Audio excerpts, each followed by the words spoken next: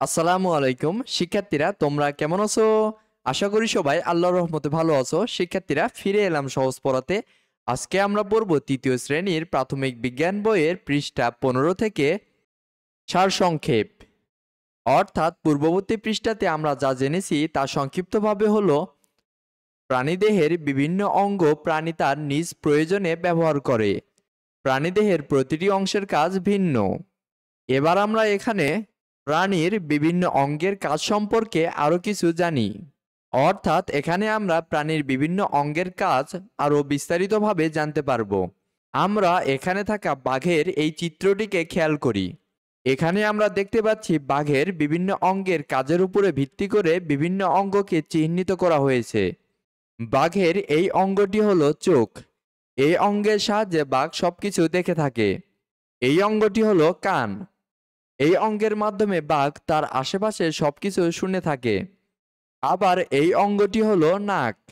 নাকের মাধ্যমে বাঘ বেঁচে থাকার জন্য শ্বাস নেয়। এবং এই অঙ্গটি হলো মুখ। এই অঙ্গের মাধ্যমে বাঘ তার প্রয়োজনীয় খাদ্য গ্রহণ করে এবং বিভিন্ন খাদ্যের স্বাদ নেয়। শিক্ষার্থীরা, এবার আমরা প্রাণীর বিভিন্ন অঙ্গের কাজ সম্পর্কে আরো বিস্তারিত জানব। এখানে খেয়াল করি, প্রথমে জানব দেখা সম্পর্কে। চোখ দিয়ে প্রাণী আশেপাশের সবকিছু দেখে। খাবার সংগ্রহ এবং শত্রুর কবল থেকে রক্ষা পাওয়ার জন্য প্রাণীর চোখের প্রয়োজন। অর্থাৎ প্রাণী চোখের মাধ্যমে আশেপাশে দেখে খাবারের অবস্থান শনাক্ত করে এবং খাবার সংগ্রহ করে। আবার শত্রুর হাত থেকে রক্ষা পাওয়ার জন্য প্রাণী চোখের মাধ্যমে বিপদ বুঝে সেখান থেকে রক্ষা পেতে পারে। এরপরে শোনা। কোনো কিছু শোনার জন্য প্রাণী কান ব্যবহার করে।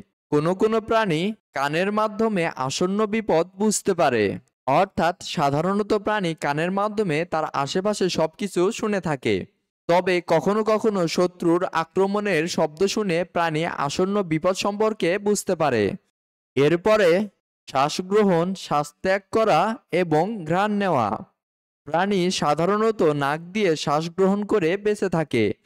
আবার ঘ্রাণ নেওয়ার ক্ষেত্রেও নাক ব্যবহার করে। অর্থাৎ প্রাণী নাকের মাধ্যমে তার বেঁচে থাকার জন্য প্রয়োজনীয় অক্সিজেন গ্রহণ করে বেঁচে থাকে। তবে বিভিন্ন সময় ঘ্রাণ নেওয়ার ক্ষেত্রেও নাক ব্যবহার করে। এরপরে খাদ্য ও পানীয় গ্রহণ। বেঁচে থাকার জন্য প্রাণীর খাদ্য ও পানির প্রয়োজন হয়। খাদ্য ও পানি গ্রহণ করার জন্য প্রাণী সাধারণত মুখ ব্যবহার করে। অর্থাৎ বেঁচে থাকতে হলে প্রাণীকে অবশ্যই খাদ্য এবং পানি পান করতে হবে। তবে এই খাদ্য ও পানি গ্রহণ করার জন্য প্রাণী সাধারণত মুখ ব্যবহার করে। মুখের মাধ্যমেই খাদ্য ও পানির এই চাহিদাকে পূরণ করে। এরপরে নিচে খেয়াল করি চলাচল। তোমার পাঠ্য বইয়ের প্রতিটি পৃষ্ঠার সহজ সমাধান পেতে আজই ডাউনলোড করো সহজ পড়া অ্যাপসটি। সহজ হোক তোমার পড়ালেখা।